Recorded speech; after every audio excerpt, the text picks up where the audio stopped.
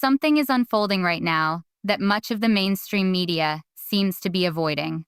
And the more it goes unaddressed, the louder that silence starts to feel. We're talking about Prince Harry, a man who once stood before the world and declared that he was choosing freedom, choosing peace, choosing his family over the crown. And for a short time, a brief moment, many people believed every word of it. But now, Tom Bower, one of Britain's most formidable investigative biographers, a man who has spent decades dismantling carefully crafted narratives around some of the world's most powerful figures, has shifted his focus towards something few in Montecito wanted discussed: a photo, a moment, a detail involving little Lilibet, Prince Harry's own daughter, that is reportedly sparking questions so serious, so layered, and so deeply uncomfortable that insiders within royal circles are said to be increasingly uneasy. And Harry? According to multiple sources close to the matter, he is struggling behind the scenes. Stay with me, because what we're about to go through is not tabloid chatter. This is about a pattern, a timeline, a sequence of decisions that, once placed next to each other, begin to stop feeling accidental and start appearing far more intentional. Setting the stage, who exactly is Tom Bower, and why does his voice matter? Before diving into what is being said about Lilibet's photo, you first need to understand who Tom Bower is, because that context changes everything. Tom Bower isn't a blogger. He isn't a YouTube personality speaking into a camera with opinions and studio light. He is a veteran journalist and biographer who has spent decades investigating some of the most powerful institutions and figures on the planet. He has written books on Rupert Murdoch, Robert Maxwell, Richard Branson, Tony Blair. These were never light celebrity profiles. They were detailed, heavily sourced investigations designed to expose uncomfortable truths, and they made very influential people nervous. When Bower turns his attention towards someone, it isn't because he wants spectacle.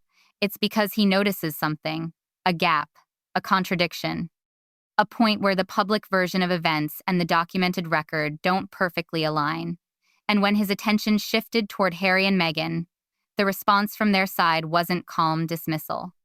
It wasn't a relaxed, "He's mistaken, here are the facts." Instead, the response was legal action, aggressive, immediate, urgent.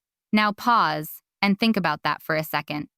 Why would a carefully managed PR machine, backed by professionals and advisors, respond to a biographer with lawyers rather than with evidence? That question alone says more than people realize. Archie's birth, where the timeline first started to crack. To understand what's happening now with Lilibet, you need to go back to Archie, because this is where the pattern first began to emerge. And it's a pattern many people brush aside far too quickly. Here's the version that was presented publicly. Meghan went into labor that afternoon. A palace statement was released. The world waited. Then, hours later, the announcement arrived that Archie Harrison Mountbatten Windsor had been born. Routine, simple, normal, except it wasn't. Because once people started reconstructing the timeline, another detail surfaced. Archie hadn't actually been born in the afternoon. He had entered the world early that morning. We're talking about roughly an 8-hour difference between when the public was told labor had begun and when Archie had already been born. 8 hours. Now let me be careful here, because accuracy matters. There are reasonable explanations for why public announcements and private timelines don't always line up. Families often want private time. Palace procedures can move slowly. That happens. But this is where things become more complicated. Royal births aren't simply personal family moments. They are official events, legal events, moments tied directly to succession and historical record. There are designated physicians, signatures, documentation, not because the monarchy operates from paranoia, but because history required systems to be in place. The body rule, the requirement that a child be physically born from the mother, isn't just some old royal tradition. It exists as an official standard within royal protocol designed to protect the integrity of succession itself.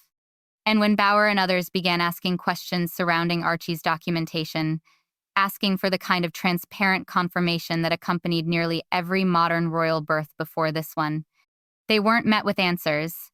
They ran into walls, and that is where all of this truly began. The Lilibet photo, what Tom Bauer is focusing on now, which brings us to Lilibet. And this is where things start becoming genuinely unsettling. Not because of internet speculation or wild theories, but because of the specific details now being examined.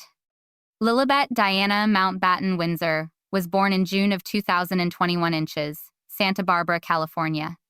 She was named after the Queen's childhood nickname, a choice that, depending on who you ask, was either a heartfelt tribute or a carefully calculated move designed to create emotional pressure inside the royal family.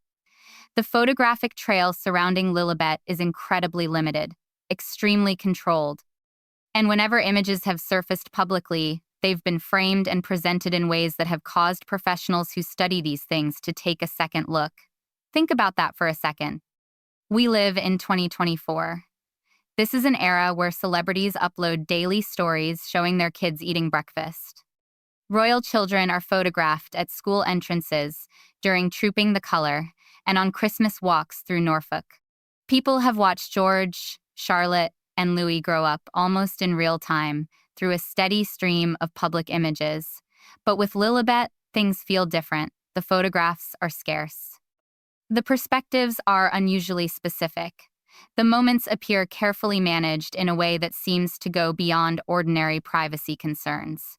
And when Bauer started drawing attention to this, when he began asking a very direct question, why would a couple whose entire post-royal identity was built around openness and authenticity control photographs of their daughter this tightly? Harry reportedly struggled deeply. People close to the situation describe him as emotionally shaken, devastated in a way that seemed larger than simple irritation over media attention. Torn apart, and not in the way someone reacts when they're exhausted by cameras, more like someone carrying a truth that feels as if it's slowly getting closer to the surface. And here's the question I want you to think about. Why would a photo trigger that kind of reaction? The larger pattern of control. Let's step back for a moment, because this isn't only about one birth announcement or one collection of photographs. This is about a broader pattern. A pattern of controlling information that appears throughout nearly every major moment in Harry and Meghan's public story since 2018. When they stepped away from royal duties in January 2020, the so-called exit, even the announcement itself, stood out. It happened without traditional consultation. It bypassed established palace procedures entirely. That alone was remarkable. Royal transitions of that size are normally negotiated carefully, structured, managed through institutional channels. This one arrived like a surprise press release. Then came the Oprah interview in March 2021. The allegations involving racism, mental health, and institutional cruelty were serious, sweeping. But they also carried a unique advantage. They were almost impossible to challenge in real time. One side spoke publicly, while the other remained restricted by centuries of royal tradition that discourages direct public rebuttals. From a strategic perspective, it was a masterclass in narrative control. Then, the Netflix documentary arrived. It was edited and structured in a way that presented one version of events as the definitive story. And when royal commentators and journalists later questioned particular claims or timelines, there wasn't much engagement. There was dismissal. Then came Spare. And once again, the same pattern repeated itself. Harry's story was positioned as raw, deeply personal, and entirely unfiltered. But historians, royal biographers, and even family members quietly and occasionally very publicly disputed several details. Can you see the pattern forming? Every major public moment seems carefully assembled to create maximum emotional impact while limiting opportunities for immediate fact-checking. And whenever someone, whether a journalist, commentator, or biographer, attempts to revisit details later, legal pressure appears. That isn't usually how people behave when they feel they have absolutely nothing to protect. That's how people behave when they understand information, understand perception, and know exactly how to manage both. The financial reality when control becomes necessity. Now, let's talk about money, because Money sits underneath far more of this story than many people realize. And understanding the financial realities Harry and Meghan are facing right now may explain why image control and narrative management have become so important. When they stepped away from royal life, the early financial picture looked almost unbelievable. A Netflix agreement reportedly valued around $100 million. A Spotify deal reportedly around $20 million. Spare selling millions of copies across the globe. Speaking engagements worth hundreds of thousands of dollars per appearance. On paper, they looked like one of the most commercially powerful couples in the world, but now people are beginning to confront a harder reality. Not all of it lasted. Spotify ended the partnership, and they didn't do it quietly. One executive publicly used the word grifters. That wasn't a small moment. That was a massive media company openly signaling that expectations and reality had not aligned. That when audience engagement and actual content performance were measured, the results did not fully match the original excitement. The Netflix agreement still exists, but Netflix is still a business. Businesses need content that performs, they need viewers, and while Harry and Meghan's projects generate headlines, headlines don't always translate into viewing numbers and subscriber growth. So pressure exists, real pressure, quiet pressure, but pressure all the same. Even speaking engagements have produced mixed outcomes. Across several markets, audience excitement and ticket sales simply haven't matched the level of star power that was originally being promised. And once people spending six-figure amounts on keynote appearances begin quietly discussing return on investment, things start shifting, calls become shorter, interest changes, offers evolve. And all of this unfolds while maintaining a Montecito lifestyle that, by almost any estimate, costs millions every year. The estate. Security, which is incredibly expensive and has sparked ongoing debate over who should be responsible for paying for it. Staff salaries, travel expenses, the infrastructure required to sustain a global brand. Suddenly, the numbers become much harder to balance, and when the numbers become difficult, protecting the brand becomes increasingly important. When that happens, control tightens. The tighter the control, the higher the walls go. The higher the walls, the stronger public curiosity becomes. It's a cycle, and right now, they seem deeply trapped inside it. Harry's inner circle and the price it may have cost him. There is something genuinely sad sitting at the center of this entire story, and I want to acknowledge that because it's easy to become lost in analysis and forget there are actual people involved. Harry grew up with something very few people ever experience. He had a circle of people who knew him before everything else, before titles, before cameras, before expectations became a burden. His military friends, long-standing connections, people willing to look him directly in the eye and tell him uncomfortable truths, people who had seen him at his best and at his worst, people loyal to Harry the person, not Harry the prince. By most accounts, much of that world is gone now. Today, the people surrounding Harry are reportedly mostly professionals, PR advisors, communications strategists, media attorneys, brand consultants, streaming executives, celebrity connections built within an ecosystem where relationships often exist alongside professional interests. And that matters more than people realize. Because those kinds of relationships can't replace genuine friendship. A PR strategist isn't there to tell you you're making a mistake. Their role depends on carrying out decisions, not questioning them. A media lawyer won't necessarily tell you that legal pressure can create appearances of guilt, because legal instinct often moves toward action and defense. And celebrity friendships can become complicated because everyone involved is operating in front of the same audience. When the people willing to tell you hard truths disappear, something else happens. You end up inside a bubble, and bubbles are dangerous. Not because they feel unpleasant, because they feel comforting, they feel like support, they feel like validation, but they aren't. They're echo chambers dressed up in expensive packaging. And according to reports, Harry is feeling the effects. Sources describe him as spending constant time online, reading stories, watching criticism, following commentary and theories, unable to look away, unable to disconnect, and the irony there is almost impossible to ignore. A man who once said he stepped away from royal life because of media pressure now appears to be living inside an entirely different kind of media pressure cooker. Except this time, there may be nobody close enough to pull him back to earth. The royal family's strategy: silence. Meanwhile, on the other side of the Atlantic, the royal family is doing something that deserves attention of its own. Publicly, absolutely nothing. King Charles hasn't commented. Prince William hasn't commented.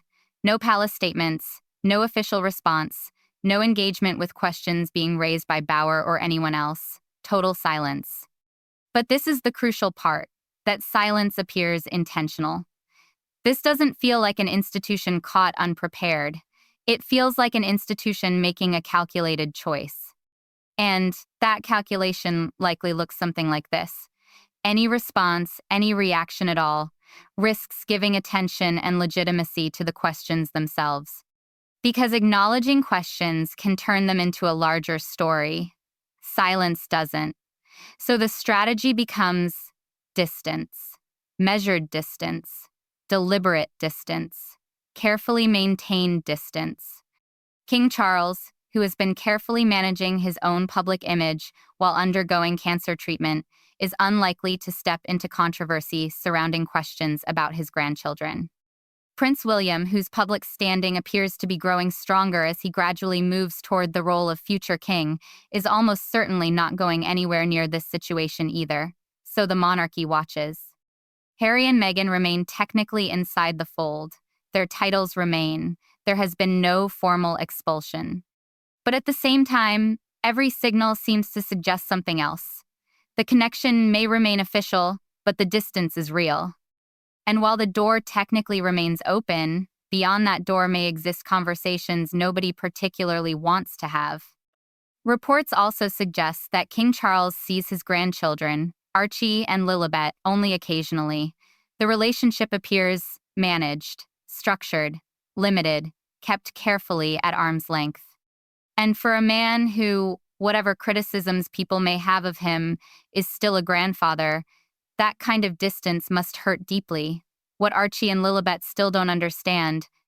I want to pause for a moment and focus on the children, because amid all of this investigation, analysis, and public narrative warfare, 2 young children are simply growing up. And the reality surrounding that childhood is deeply unusual. Archie and Lilibet are growing up far away from the wider family network that would normally shape a child's world.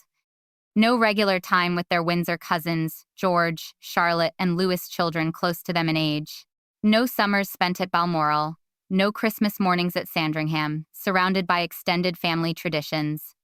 No simple, unplanned family moments, the kind that quietly shape a child's feeling of belonging to something larger than themselves. Choices have been made by their parents, some perhaps understandable, others harder for people to fully make sense of. But together, those choices have created a childhood that feels intensely managed and highly curated. Harry and Meghan have built a world in Montecito, and inside that world, by every indication, the children appear deeply loved. But children need more than love alone. They need roots. They need context. They need exposure to the messy, complicated, sometimes uncomfortable experience of being part of a larger family. And eventually, difficult questions arrive. What happens when Archie and Lilibet become old enough to ask those questions for themselves?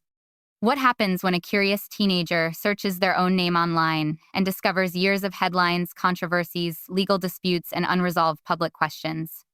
What happens when they want relationships with their grandfather, their uncle, their cousins, only to discover that years of carefully maintained distance made those connections more unfamiliar than they ever needed to become? These aren't abstract concerns. They're deeply human consequences unfolding from decisions adults are making right now, adults who may believe they are protecting their children while perhaps also protecting themselves. Why silence no longer works. There's something important happening in today's media environment that deserves to be said clearly because it affects everything we've talked about. Silence used to work. 10 years ago? 15 years ago? If powerful people face difficult questions, they could often choose not to respond. They could wait, allow the news cycle to shift, Let another story arrive and push attention elsewhere.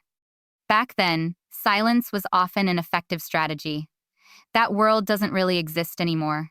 Today, silence doesn't make stories disappear. It often magnifies them. Every unanswered question becomes a search query. Every gap becomes a Reddit discussion, a YouTube breakdown, a podcast investigation, a TikTok clip viewed by millions. Audiences no longer move on. They dig deeper. And the tools available today for journalists, investigators, and even ordinary curious people have become more powerful than ever.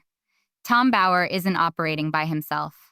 He has access to sources, documentation, records. But now, thousands of others are also following similar trails and asking similar questions. And unlike a traditional biography that takes years to research and publish, these conversations happen live, constantly updated, constantly shared, constantly cross-examined. Which means Harry and Meghan's communications team isn't facing one challenge, they're facing thousands of challenges simultaneously. And here's the problem. Every legal response sent to stop a question can unintentionally create a bigger question. The legal response itself becomes a story. The existence of lawyers becomes a signal. People immediately wonder, why was that necessary? So the current approach responds with legal pressure, tightly control images, avoid direct engagement, and lean on emotional narratives when pressure rises isn't simply becoming less effective. It may actually be making things worse. The question of trust, what all of this really comes down to. Let's strip away everything else for a moment. Forget royal intrigue. Forget money. Forget PR strategies and legal tactics. Let's get to the center of this, because the reason this story continues growing instead of fading away comes down to one thing: trust. And trust, once it begins eroding, develops momentum of its own. When Harry and Meghan stepped away from royal life, they asked the public to trust them, to believe they had experienced mistreatment, to believe their decisions came from genuine pain rather than calculation. And millions of people extended that trust fully and generously. But trust demands consistency. It demands transparency. It requires that the public story and the observable reality at least broadly align. And when an 8-hour discrepancy appears surrounding a birth announcement, trust shakes.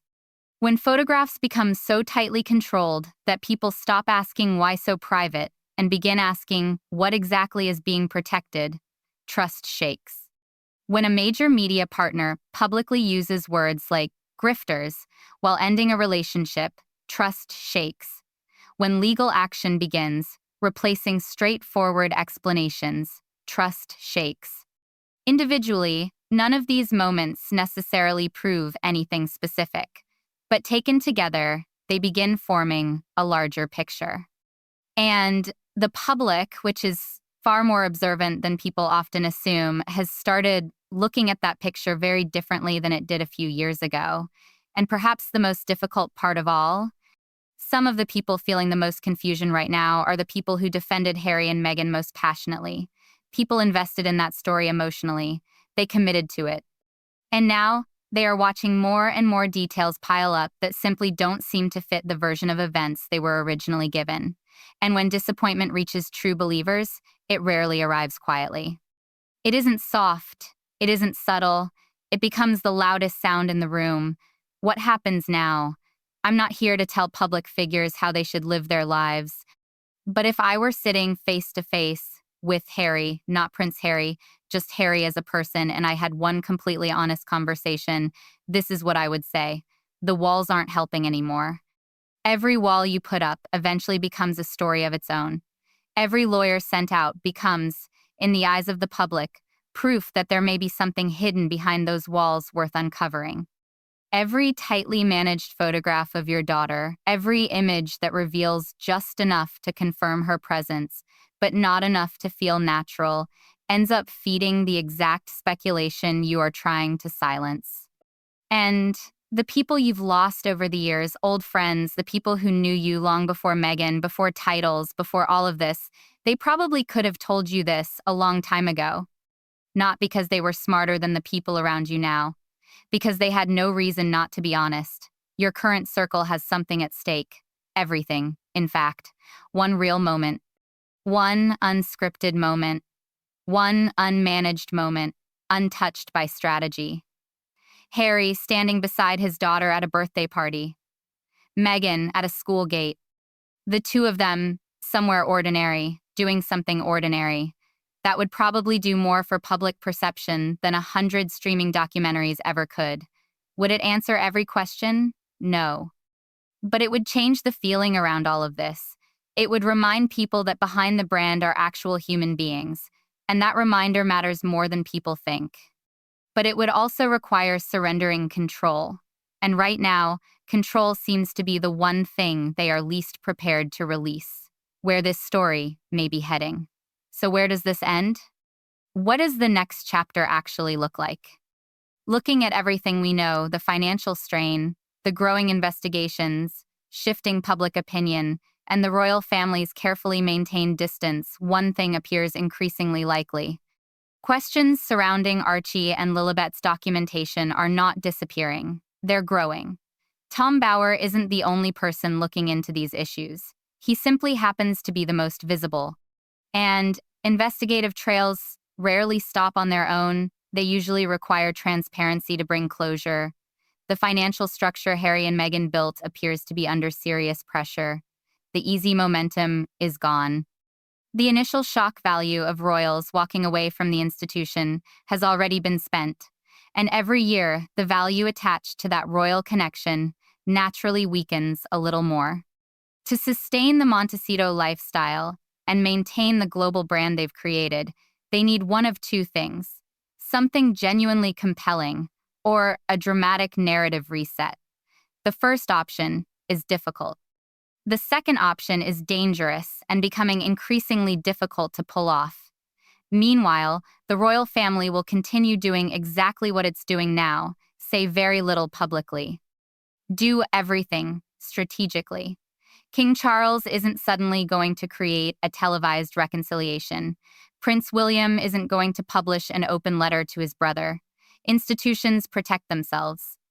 That's what institutions do. And Harry, reportedly away from cameras inside the Montecito home that was meant to symbolize freedom, appears to be carrying the weight of all of this, distance from family.